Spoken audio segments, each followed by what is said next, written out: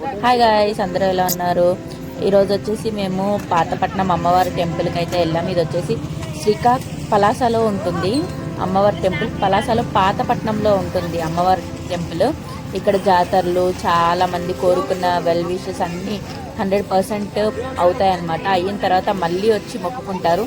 నేను every year ఎప్పుడు ఊరు వెళ్ళినా సరే 100% గర్భగుడి లోపలికి మా తాతయ్య వాళ్ళు తీసుకెళ్తారు. కంపల్సరీ నేను వచ్చిన ప్రతిసారి వెళ్తాను. నేను ఏది మొక్కుకున్నా సరే నాకు అమ్మవారు 100% అయితే నేను ఏదైతే కోరుకున్నా అదంతా చేస్తారు.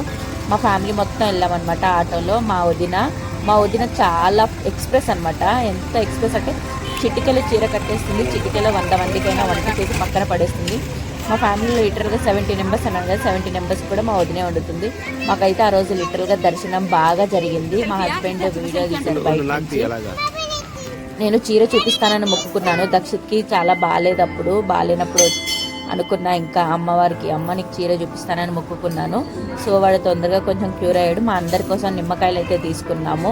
ఆ రోజు ఒక ఇన్సిడెంట్ జరిగింది. ఏంటంటే మేము వస్తున్నప్పుడు ఆటో గోతులో పడిపోయింది అనమాట. అయినా సరే మేము తిరిగి సేఫ్గా ఇంటికి వెళ్ళాలని మొక్కుకున్నాను.